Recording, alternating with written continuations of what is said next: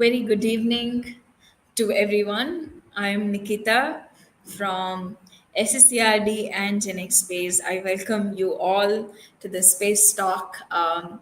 It's been a long time, I know, from doing this program, exactly a year to be precise. But yes, here we go. We are with all of you with another amazing space talk. And World Space Week is the best occasion I feel to come back. So I wish you each and everyone a very happy World Space Week. Today being the first day, we have arranged this guest talk, especially on a very interesting topic. Now, to talk a little bit about us and then World Space Week and then to the topic, we are known as SSCRD and Genex Space, where the main goal is to create awareness about space science, um, prepare everyone for this amazing work that's happening in India and globally in the space domain, and to prepare those future workforce for the entire world. So that's the main objective. And these talks with experts are for those who want to learn, who do not have access to the experts and the information that you can easily do not access. These talks from the experts give those information to everyone, and I again welcome all of you for this guest talk during the special occasion of World Space Week. Let's say the topic for the day is laser satellite communication. And in fact, the theme for this World Space Week is living in space. So I was thinking about living in space, if it has to happen. I think one of the very important point over there is the communication. We need to start talking, we need to start communicating with everyone who is there in space. And I feel we need to look at what are the next best technologies for communication.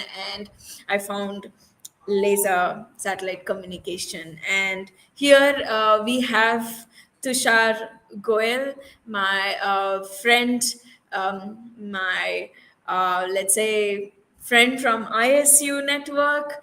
I welcome you, Tushar, for this guest talk, which we have, and an amazing topic that you have chosen. I welcome you.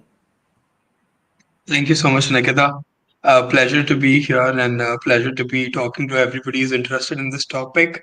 I picked this topic specifically because it's one of the future things that are upcoming and will be the future of communications. So I thought it'd be good to talk a bit about laser satellite communication. Amazing. Thank you so much. So let me quickly introduce Tushar to all of you.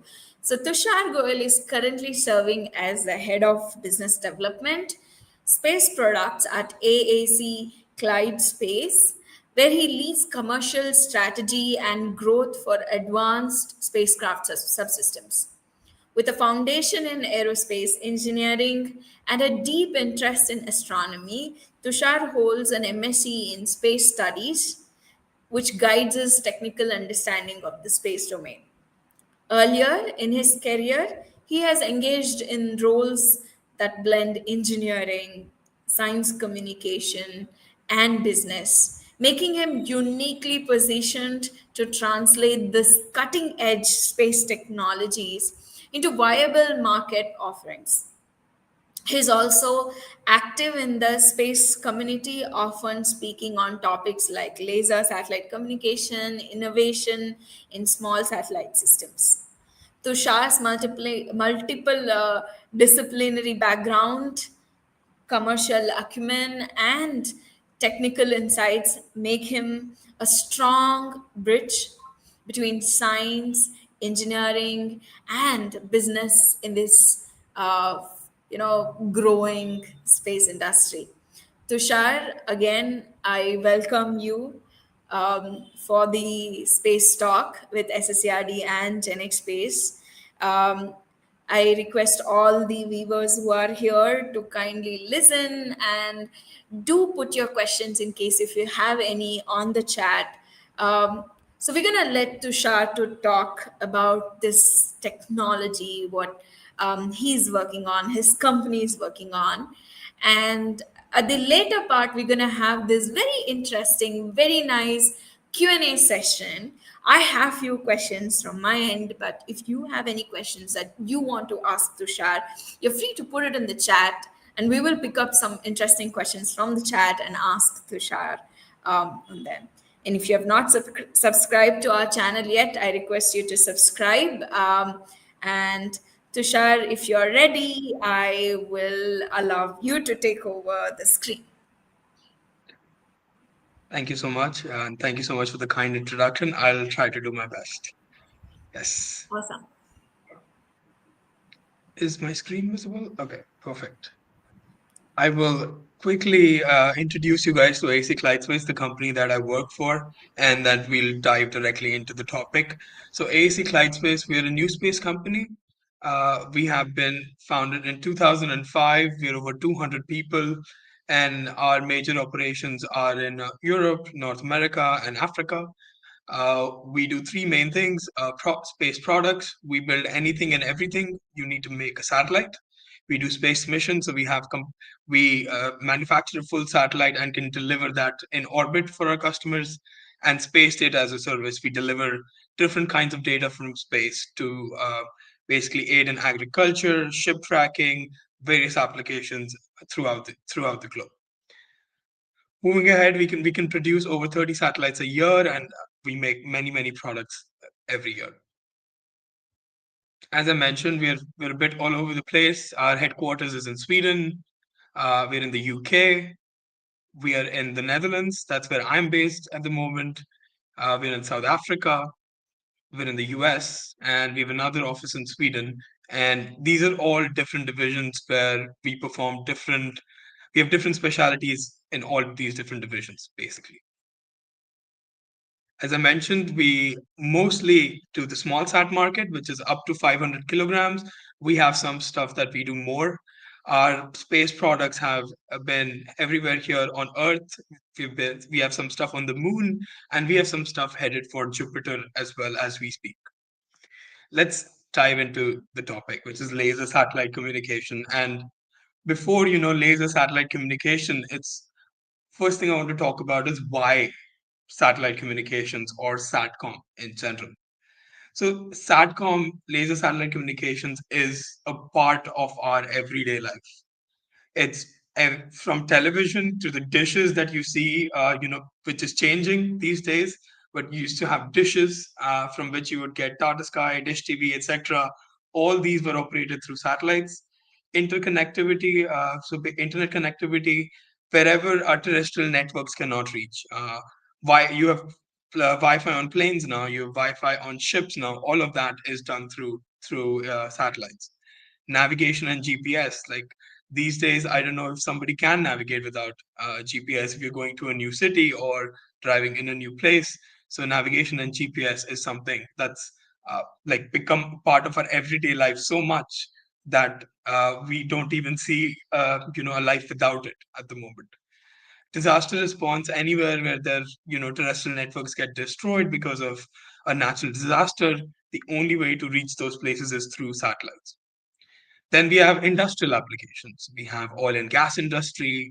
We have agriculture, transportation and logistics. On your, food ordering app, you're tracking your food all the time. That is all made possible through satellites as well. Your finance, your banking services, all of that has been made through satellites.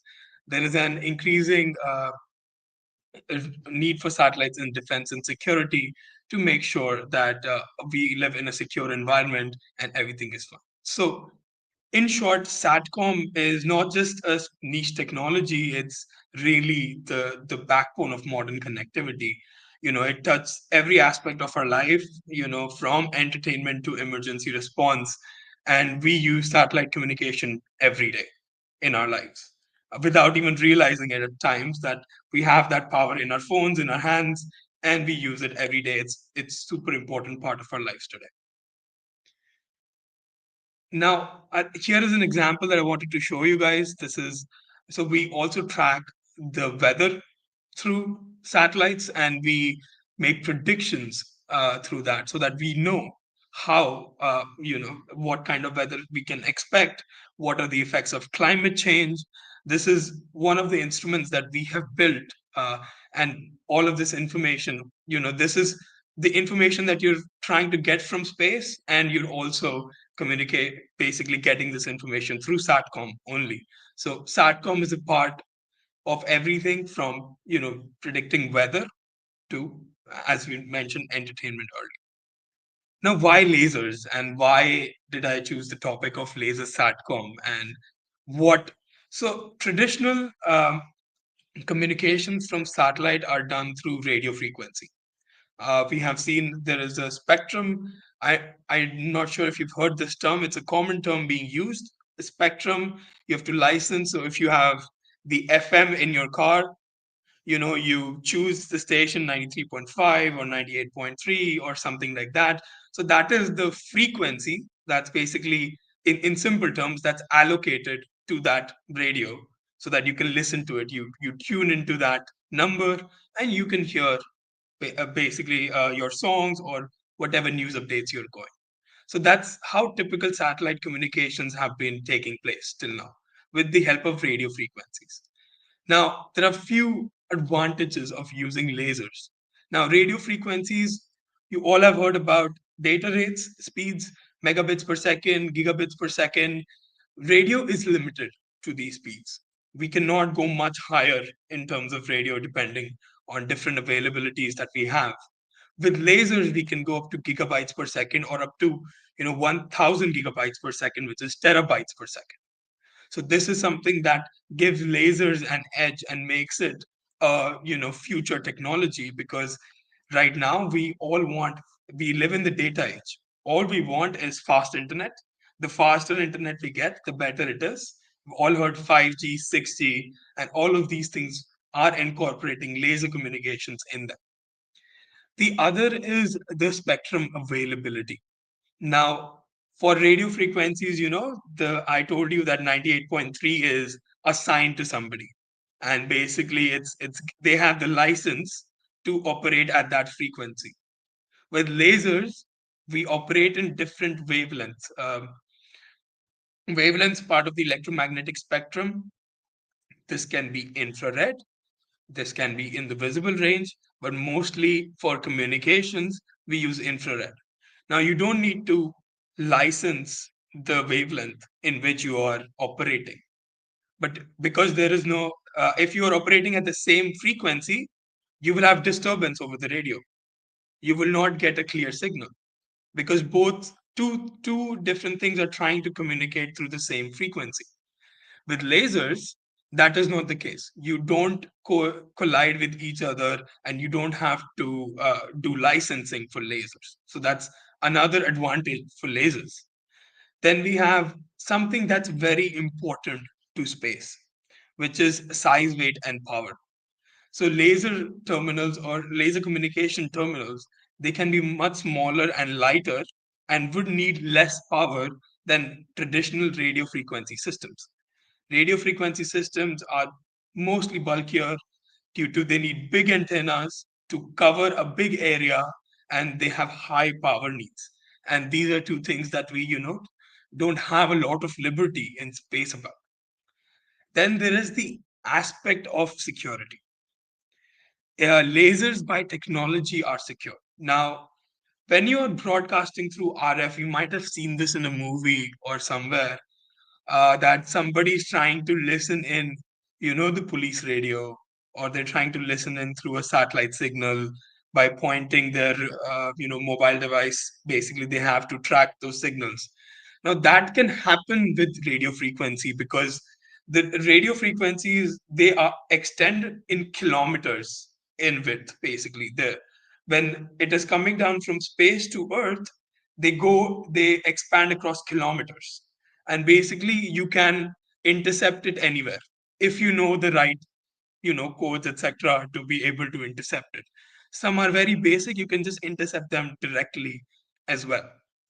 With lasers, this is much more difficult. Uh, th- with lasers, it is a very targeted beam, and your beam will be only in a few hundred meters. So it's not, you can't easily jam it, or you can't easily listen in. So this is the aspect of security with lasers, that just because of these being different technologies and it using light, the beam is very much broader, and basically you're not able to track it and you're not able to listen in. And these are the four major you know uh, advantages of lasers over radio. And this is going to be the future of communication. Direct to device, 6G, all of these applications will be served through lasers in the future. Now, how does this actually work? Now here, this is, a basic, so on the left on the top, you can see this is our laser communications terminal. I'll talk about it a bit more. And at the bottom, you have the ground station. Basically, from the terminal, you're transmitting the signal to the ground, and this station, optical ground station, is basically collecting the signal. Now, how does this work? You have a big laser from the ground. Basically, I'll give you more details on the laser. So basically, there's a laser beacon on the ground, which it will fire to space. When this and the ground station knows when the satellite is coming above it, basically, and then it fires the laser. The terminal sees the laser, locks onto it, and it gets inside. Once this is locked, it will fire its own laser towards the ground station.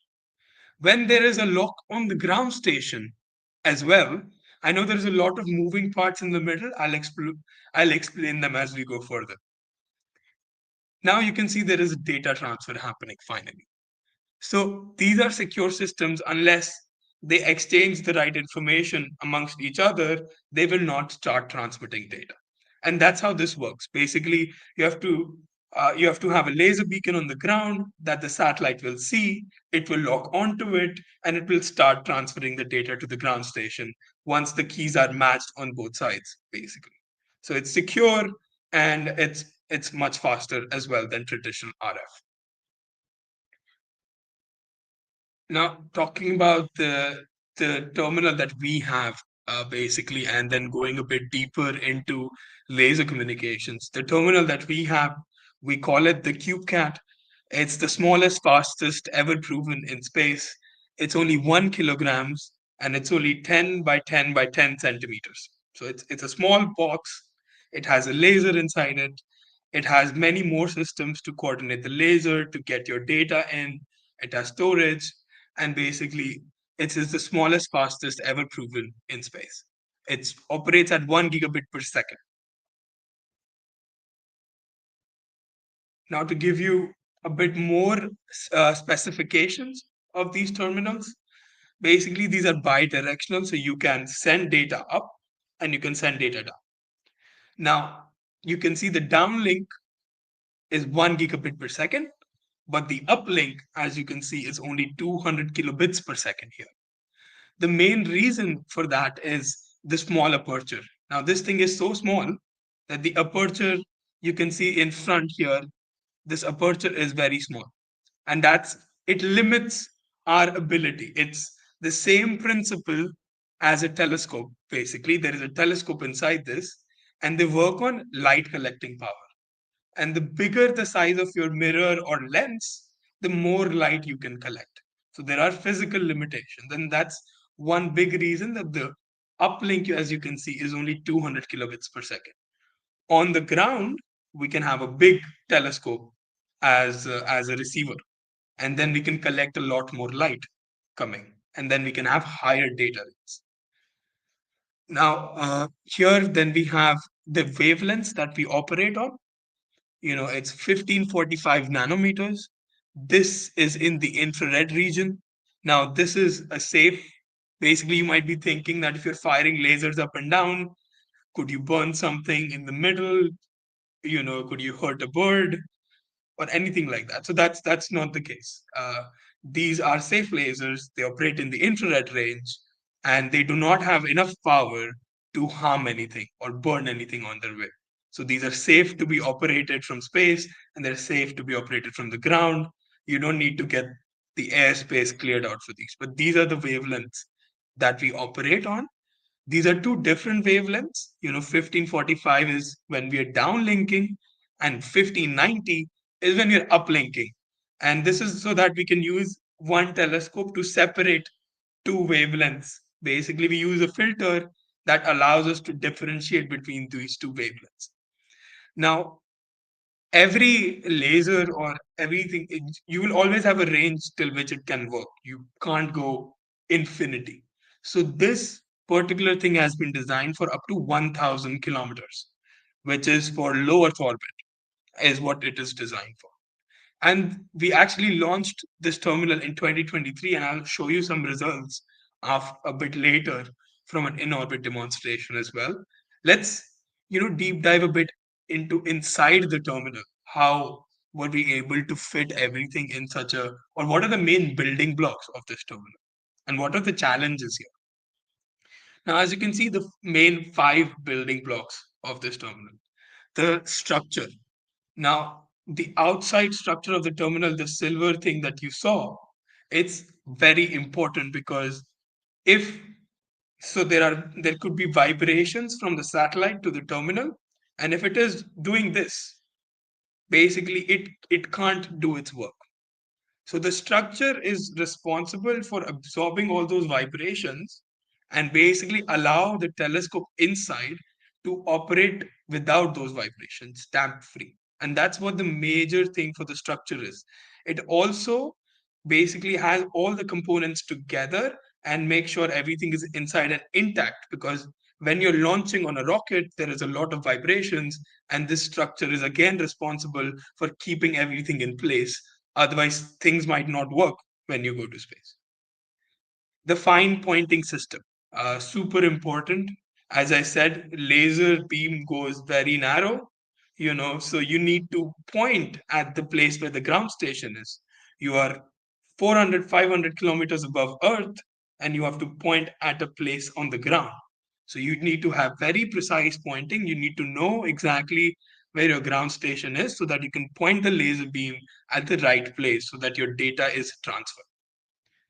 Optomechanical assembly, which is basically a telescope. It's a combination of optics and mechanics to be able to do the telescope basic to be able to do the data transfer the laser to the ground and receive the laser from the ground. And then, most important is the laser and the detector itself. So the laser is there. It's a 300 milliwatt laser, and there is a detector. So the laser transmits the data. So everything gets encoded, sent to the laser transmitted down, and the detector basically records what is coming from the ground in it. Then you have control and data storage. Now, these are also super important. Now, when you are in space, when a satellite is in space and it's orbiting the Earth, it's going at 7.5 kilometers per second. So it's going super fast. And so the control basically, it predicts where the satellite will be next so that the laser can keep pointing in the right direction towards the ground station. So the data transfer can continue. Now, why is the data storage important? You want to get the data. So, for example, here you can send any kind of data. For example, it's images of the earth that you've taken. You were looking at a natural disaster, there is a wildfire somewhere, you've taken all these images, and now quickly you want to get them down. So, you would basically store them inside, and you would look for the right moment for a pass above a ground station, and as soon as you will let the payload, the camera, keep collecting more data while you have already have the data that you want to send out. So you would take that data into the system already, and as soon as you have a chance, you will send that data back to Earth so that it can be used by the right authorities and where it is required. And these are the main building blocks of this terminal. Now we can look at the fine pointing system a bit more here. Now, how to fit everything inside this? This is a simplified diagram of the telescope and the optical path here. Now, the red line is basically the laser signal coming in, and the blue line is the laser signal coming from the ground, and red one is the laser in space. Now, we've used something called as a dichroic mirror. Now, dichroic mirror, what it does is it separates different wavelengths. So it separates the 1545 and the 1590 that I talked to you about earlier, so that only the 1590 goes to the detector and not the one that is coming from our own laser inside the terminal. Then we have used a lens at the back which focuses the light onto the detector so that we can do our pointing and we can receive the signal strength is higher. As you can see, it's a concave lens, so it will converge the light. It's a convex lens, I'm sorry, it's a convex lens, so it will converge the light onto the beacon detector. Now, there is something called as a fine steering mirror, as you can see in the front. That's the first thing that comes to. And it also says that it has an optical range of plus minus 2 degrees. Now, what this fine steering mirror does? Fine steering mirror, it can do tip and tilt. It can move super fast. 1 kilohertz is the speed, so it can move 1,000 times, in a minute. And what it will do is, by doing that, it will make sure that the signal coming from the ground is sent to the right direction and aligns perfectly. It's we use this a bit in astronomy as well, but not as fast, as it is not required to be that fast, because you track the stars slowly according to the rotation of the earth. But here, as I said, the satellite is moving at 7.5 kilometers per second, and the importance of precision is very high. Otherwise, you will not be able to establish a link between the ground station and your satellite. Timing is of utmost importance. And this is what enables us to be able to do the right pointing and establish a signal. Many companies have tried, many science missions have been gone. Not everybody has been successful in establishing a link with a laser to the ground. It's not an easy thing to be able to do. And these are some technologies that enable a bit more. So I'll deep down into how we got to launch and what are some basic characteristics. As I mentioned, it's 10 centimeter by 10 centimeter by 10 centimeter. So you can see 96 mm. That's slightly smaller, and it's only a kilogram in mass.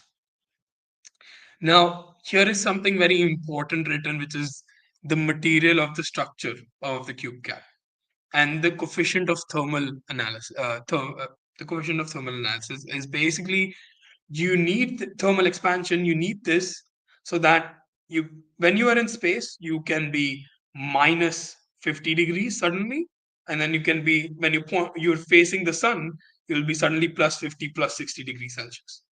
Now, materials react to it differently. You need to be able, everything to be able to adapt to the environment it is in. And that's why you need a structure of the satellite which is very similar to the coefficient of thermal expansion of the CubeCat itself, of the laser terminal itself, be it any laser terminal, so that you can make sure that any expansion or contraction will keep things in place while it is going. So this is super important. Now, at the bottom, you can see qualified to NASA gas. Now, qualified to NASA gas is general environmental standards that are established, that are, specified by NASA. Basically, your vibration environment, your thermal environment, all of your radiation environment, all of these have certain limits, and there are certain rules that you have to adhere to survive a rocket launch and your satellite to be able to operate. And those things are laid out by NASA general environmental standards that have been provided. And these are different for different rockets. For an ISRO, so there will be standard for space, but some of the requirements will be different for different rockets. For an ISRO PSLV, it will be different. For a SpaceX Falcon 9, it'll be different. For an Ariane 5 or Ariane 6 from a European Space Agency, it'll be different. So these are all different rockets, and they all have a bit of difference in the environments that they take the satellites through. A little bit of basics about how we integrate this thing. So you need a clean room environment. You don't want any particles of dust or anything going inside this terminal into your optics. So you need a clean room environment to integrate this inside a satellite. It's very important that it is aligned to your satellite reference frame or your satellite. So basically, if you have the satellite and the terminal is at the front and your camera is at the back, or your camera is here and your terminal is here, and first you're looking at the earth through your camera, you're taking your images. Then you need to turn your satellite around so that you can point the laser for all the images you've taken to send it down to earth. So you turn your satellite. Now, it needs to make sure that the aperture of this terminal is aligned with the satellite. Otherwise, you will be shooting in the dark. You wouldn't know where your laser is pointing. So you need to know from it's very important to align. You've alignment in cars, for example, for your wheels, for your tires. Similar way we've alignment for the laser terminal. Okay, not maybe as simplified, but very similar alignment that you need to do so that you know where things are. Now, laser safety, as I mentioned, it's a 300 milliwatt laser. It's a class 3B laser, so we need some basic eyeglasses to make sure that everything is fine. Now, we do a lot of testing before we can move towards a launch. You need to make sure you do a functional test. All the systems are working. So you see the laser turns on, the laser turns off. Your it's a mini computer in itself. It has its own brain. It has a processor in there. You give in information, it gives out information. So it's a mini thing, mini small computer there itself in it. So you need to make sure all the electronics are working. You have to put in a new software itself. Basically, the software that you would put in here, it's not going to be like Windows. This is something you've designed specifically to work with this. So in space is a very multidisciplinary field. We need specialist electronics people. We need specialist software, embedded systems engineer, people who can uh, complete a system. You need mechanical engineers, and then you need space and aerospace engineers to come at a system level. And that's how the system completes. So this is the importance of being multidisciplinary for space and specializing in a particular topic. For example, somebody who can design electronics using semiconductors is of high importance in the industry.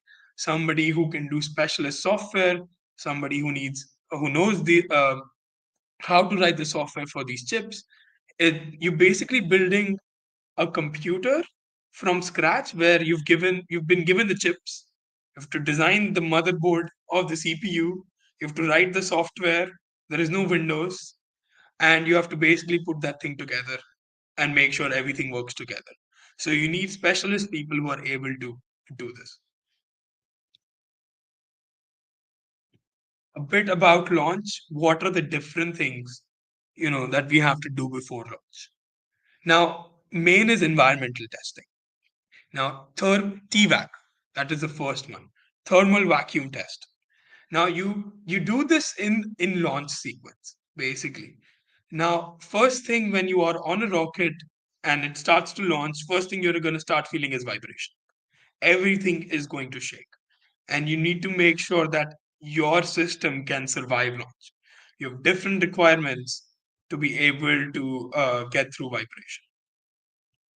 Then you have thermal vacuum. So after vibration and the temperature changes through the atmosphere, once your rocket reaches space, you are in vacuum of space. There is no atmosphere anymore.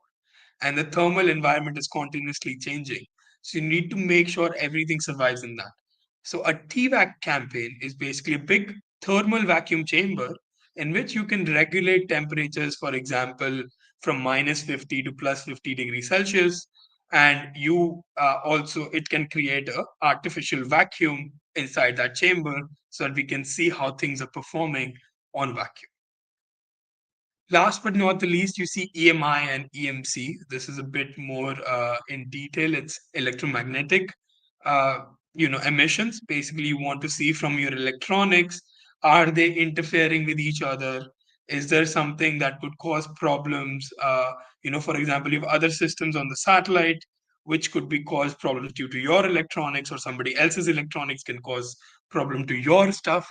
So you need to do this testing to ensure that your electronics are within their electromagnetic emissions are within a certain limit that has been set by different space agencies, by ISRO, by NASA, by ESA, for example.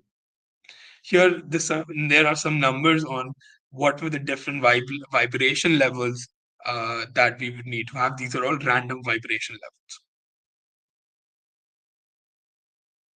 Here is the situation. Like I was mentioning, we launched it. So it was on a satellite called the NorSat TD. This was a satellite built by the Norwegian Space Agency. It was a technical demonstration mission. It had 7 new technologies to be demonstrated from space. It was launched on out of those 7, one was our terminal small cat slash cube cat, as you can see here, and it was launched on Transporter 7 by a Falcon 9 by SpaceX in April of 2023. Here is some very basic satellite operations. I wouldn't dive into details here. It's super basic on how does this even happen. As I mentioned, the ground station fires the beam. Then the fine steering mirror is basically looking for the signal. It's looking for the laser beam from the ground. It is scanning. Once it's acquired and it gets logged on, the transmission stops. And basically, then you can transmit the mission data, and it lasts for as long as the ground station and satellite can see each other. This could be 5 minutes, this could be 1 minute, this could be 2 minutes. Clouds can be a problem with lasers. This is not a problem with radio, but clouds are a problem for lasers, especially for the wavelength that we have for communication. So 1545, it's not able to pierce through the clouds. It gets bounced off of clouds. So clouds are a challenge for for laser communications. But this is a what a basic operations would look like, how you would go about establishing a link with the ground station. Now we've talked mostly about the space terminal. Let's talk about what do we need on ground to be able to talk to this terminal and what kind of technologies are required. So this is the optical ground station that we connected with basically in The Hague. This is the first one that we connected with. And this is in the Netherlands, in Hague. And it is a massive observatory. So it's a big telescope, which has been modified to move very fast and have an optical bench and lasers to point to the satellite. And then once it receives the laser signal, it can send it to the optical bench for decoding of the signal. It's also a modem here. You have modem in your houses for modulating, demodulating. Similarly, we have a modem here. Looks very different than the modem that you have at house, but it takes the laser signal in, converts it into a digital signal that we can then use to get our information. Bit more of So you can ignore the text. That's a bit too much detail. I'll give you a bit of overview here. So basically, this is the inside of the ground station. What you need here. So you need a telescope. For this, you need a 60 centimeter, which is the diameter of the mirror of the telescope. Now you can see there is a fine steering mirror here as well to correct for errors. You have to control the telescope. It's moving. As I said, the satellite is going 7.5 kilometers per second. So it's going super fast. So the telescope has to move from here to here within 5 minutes, for example, or 10 minutes, for example. So it has to move really fast, and it needs to be stable while it's doing that. It has a transmitter, the laser transmitter, which it is sending to the satellite basically. and you have a receiver which gets the data and the digital converter. And for a link, basically for a link, for we made this calculation to see how much data we can get down.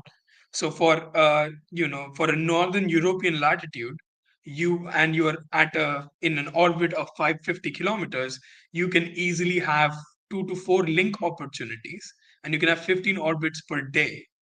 Now in this, if you are transmitting at 1 gigabit per second, then you do for 5-minute link, you can downlink 300 gigabits of data in a pass. And in a day, if you have 4 links, you can easily get to 1.2 terabytes bits of data easily. And the timing accuracy is super important. So I'll skip the details here. You can ask me in the questions if you want to know this a bit more in detail.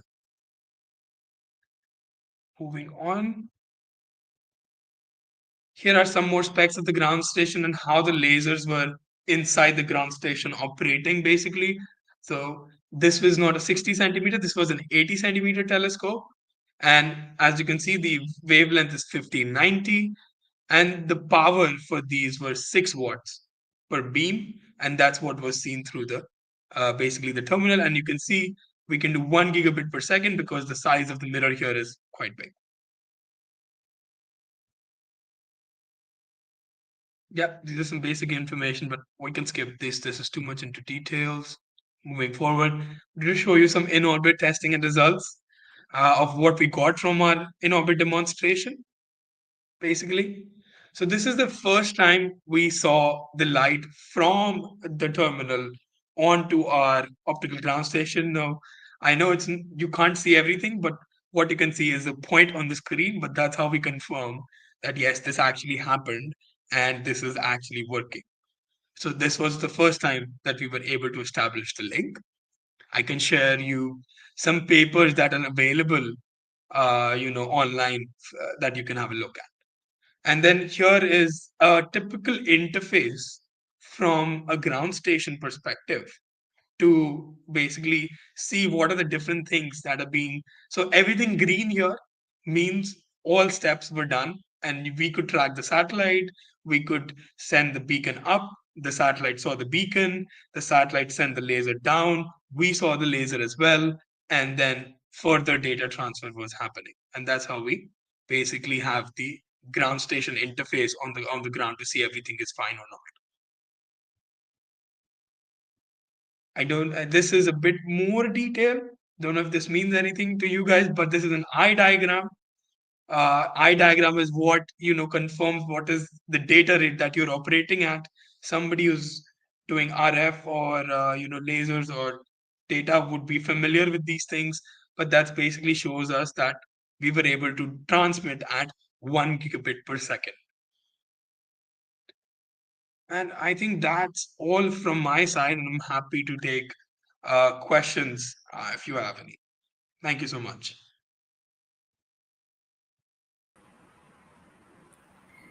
Thank you, Tushar. That was really nice, and amazing to know the kind of technology that has gone behind in bringing this laser satellite communication and everything.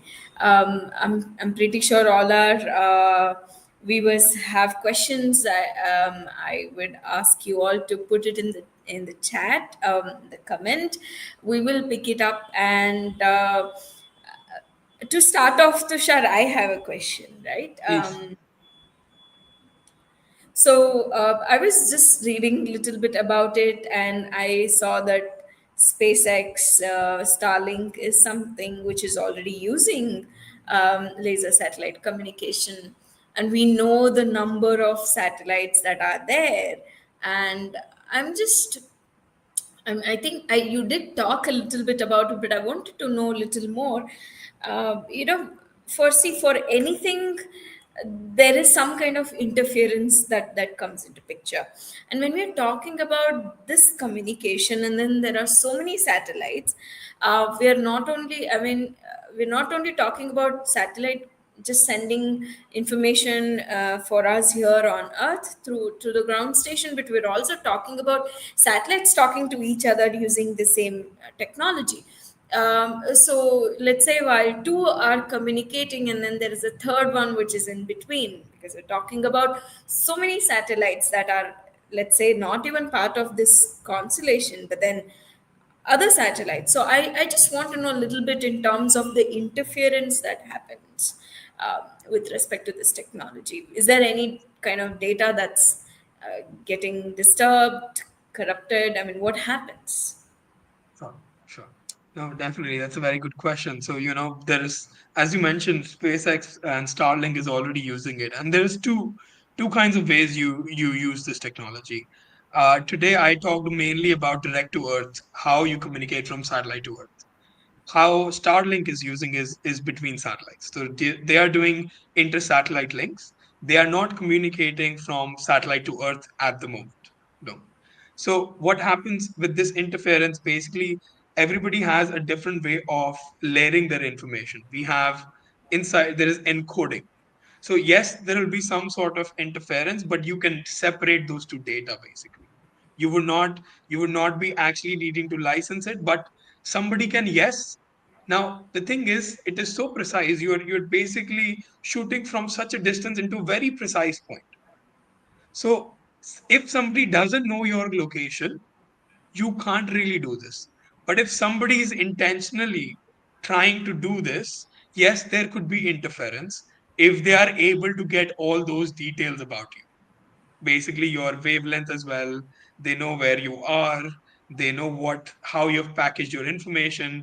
Then if they manage to send the information exactly at the same time at the same place, then yes, you could have some interference that could be given, but that would be very intentional interference, and you would not have it in general. So for regular operations, this will not be the case. To track this, as I showed you for the ground station, you need very Right, specific technologies to be able to decode your data. right.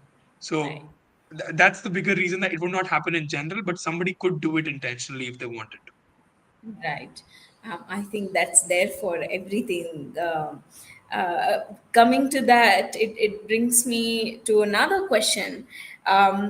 So you also spoke about the security purpose. Right now, also you mentioned about decoding and all of it, and we know there is another domain that is getting added, and like people are doing research. The countries are spending so much budget on that, which is quantum, and we have quantum communication. So can you tell me, um, if there's any handshakes between quantum and then optical? Is it the same thing we are talking about, or what's the difference? How is it kind of going together? Or I just want to know a little bit more about that. Definitely. Definitely. No, no, that's an excellent question as well. So, quantum basically it starts with this. Optical communications are laying the basis for quantum communications. So you need optical first to have quantum. So they're not exactly the same thing, but you need one to do the other. You can't do quantum without optical. But the other way around is, if you, for example, from my CubeCAD, this laser terminal, I can't do quantum. I need more things. It is a one higher level of security and one more level of complexity in technology. So, how quantum would work is mainly what we're talking about is quantum key distribution. Now, this is a key that cannot be just easily decrypted by a normal computer. You need specific quantum computers, and they might be able to not do this as well.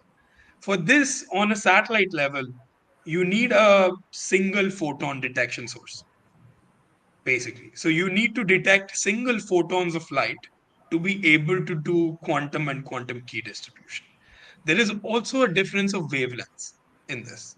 So the current wavelength that this here is 1545 and 1590. I think quantum requires somewhere around 800 nanometers. So at the edge of the visible spectrum is what you require. So there are differences, but optical is the stepping stone to quantum. Optical will enable quantum basically, but you need more things to be added on to be able to do quantum communications. Right. That's great to know. And I was actually listening to and seeing the pictures of what your company has been doing, and the last image which you showed us.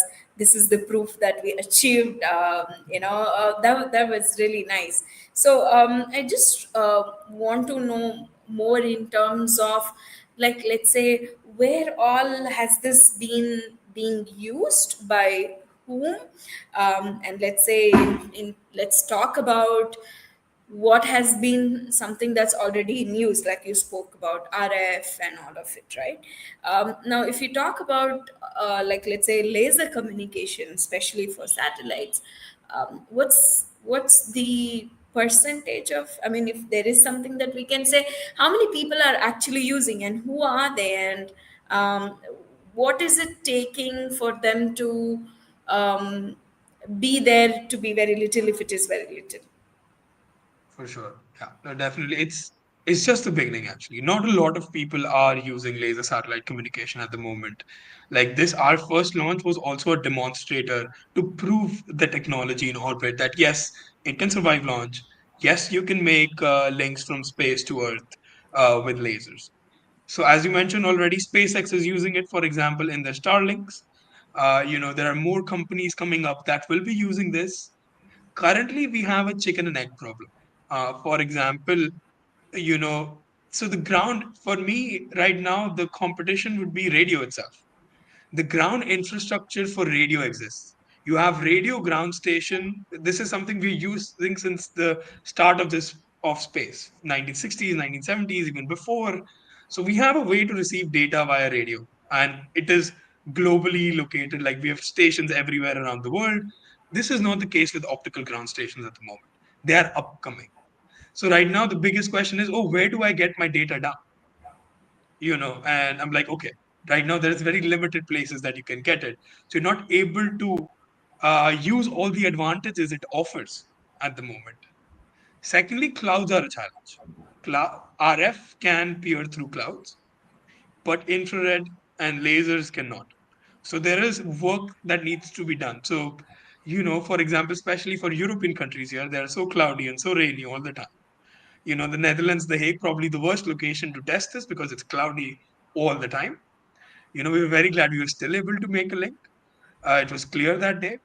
But basically, these are few challenges, and this is an up and coming technology. So right now, it's experimentation, it's proof of concept, and it's becoming commercial now. So it's starting now to become commercial.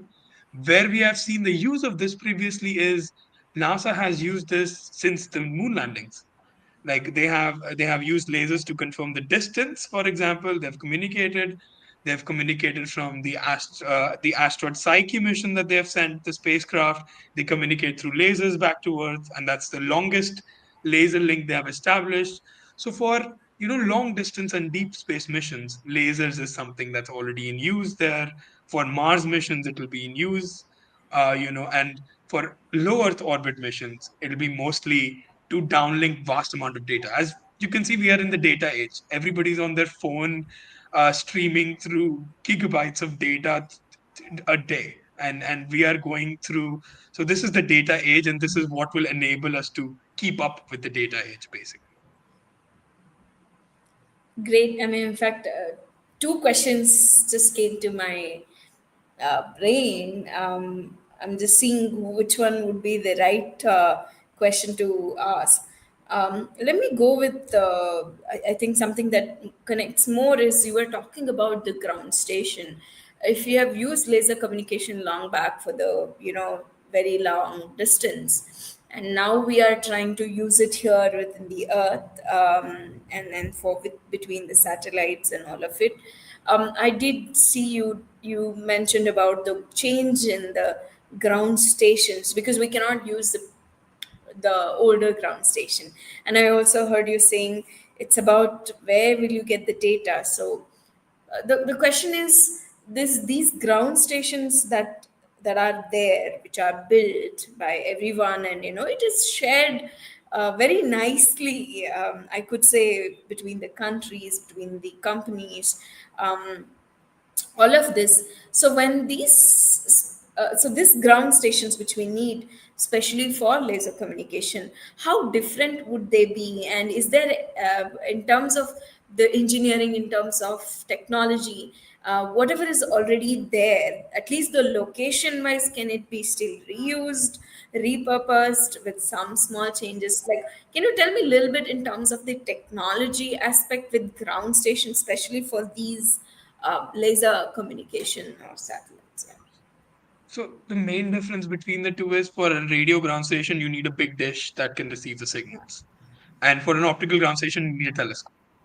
And that's the most major difference that you have. And now the telescope needs to move quite quickly and needs to be quite precise. The dishes don't need to move that quickly. They can move slowly, slowly, slowly because the beam is in kilometers. So you don't need to have that much precise information, precise, pointing towards. So main difference is instead of dishes, we need telescopes. And as you would know, telescopes add complexity to everything. They need to be clean, need to be taken care of, and these are not so these are standard telescopes modified. So when you have a tracker for a telescope in an observatory, it's moving exact to the rotation of the earth, which is, we go 360 degrees in 24 hours, so 15 degrees an hour. So you're moving only a degree every 4 minutes. Here you're crossing through the sky in 5 minutes. So that's the change that's required. Then the laser light that you get, the beam, you need to focus it on the detector. Then you need to transfer that signal to a digital converter, basically. And then that converts the signal to finally digital signals that are useful for us. And then you need a laser inside that's pointing towards the satellite. So these are the things that are the added complexity to this. So they are a bit more, they're a bit more complex to make work. And there is no, you could modify previous observatories. For example, there are old observatories that are not being used anymore, for example. And those are some things that could be really repurposed to do this. Right. So basically, we have to go back in time and see what all observatories that were there. For sure, they would be geographically set up in a nice place for astronomy, but now we would use it for space tech, and all of This is it. That's already good. happening. There are a few who have already done this and are doing this as we speak. Like there are a few observatories that were converted to become ground stations, and now they can serve dual purpose. They can also do astronomy. They can also serve as an optical ground station. Again, the data sharing could still happen between the countries and the companies, which is enabled through your decoding process, if I'm not wrong. Yeah, it works differently with governments. It's different right now. Everybody wants to have their own. They don't want to share as well. Yes. So this is a recurring thing in the world at the moment, which is not the best thing, but well, it is how it is progressing at the moment. Right, right. So we do have one question that has come up, and I also heard you actually telling about it.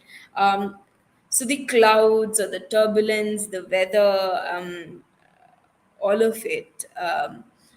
There is some level of interference that again causes. So like you yourself mentioned, weather wouldn't affect the RF, but here it does. So is it going to be a big challenge for us to make this technology bigger and usable, or what exactly has to be done in this domain?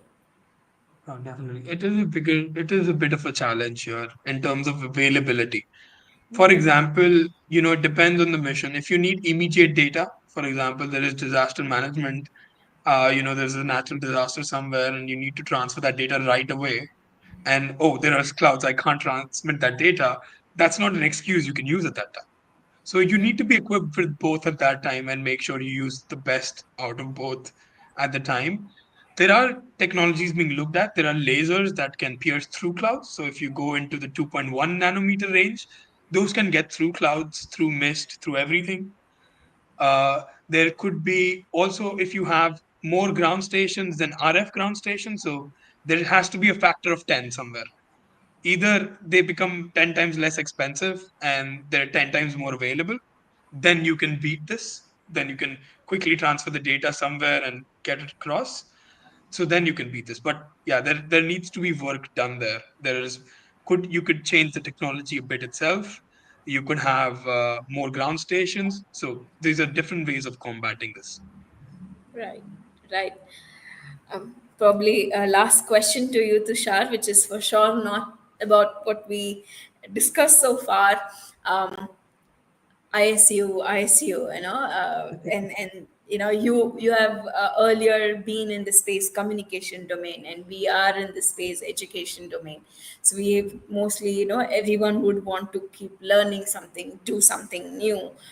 So for all those students who are interested about space, passionate about space, who would like to do something new and different, I want you to share what is that you learned, what is that you have experienced, what is that you're feeling being out there, and what do you feel about the opportunities, and what do you feel that one must do over here in India, or whoever is watching, or be it anywhere.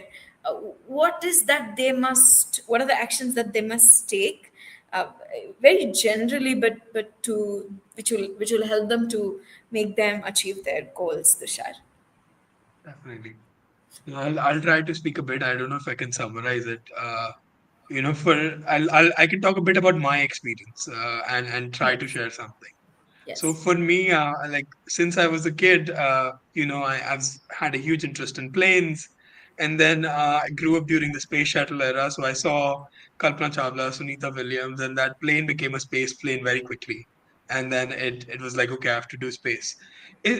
One thing is keep your passion alive, no matter what everybody says.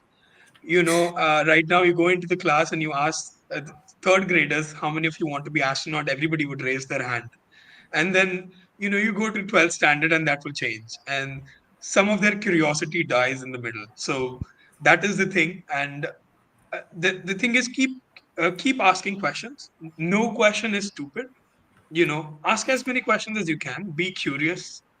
And don't limit yourselves to form of learnings. Basically right now we're, as I said, we're in the data age. There is so many ways you can learn about something. If you're interested about something, type it in Google, type it on YouTube, and go. Definitely check your sources. There is a lot of false information, so please, make sure you wherever you are looking at this information, it's correct and it's right.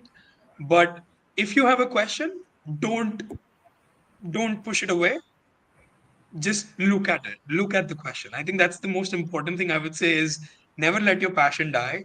And if you have a passion for space, one thing good about space is that you can enter space in 1,000 different ways.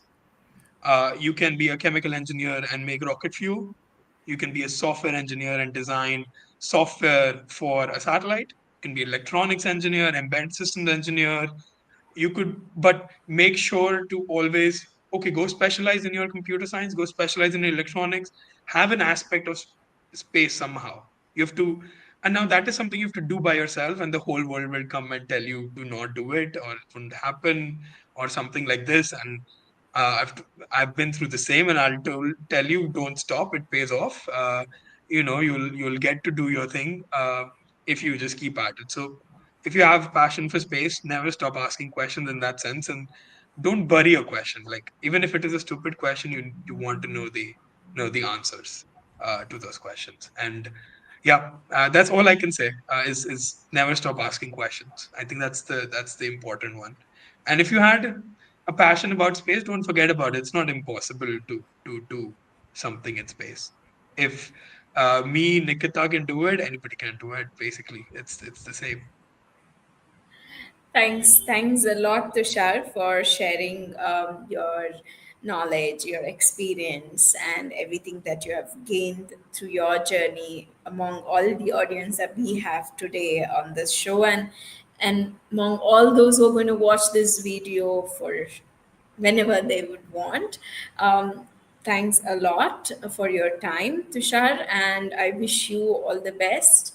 I wish you get great deals for your company, and I also wish this laser satellite technology becomes something bigger, and and people Definitely.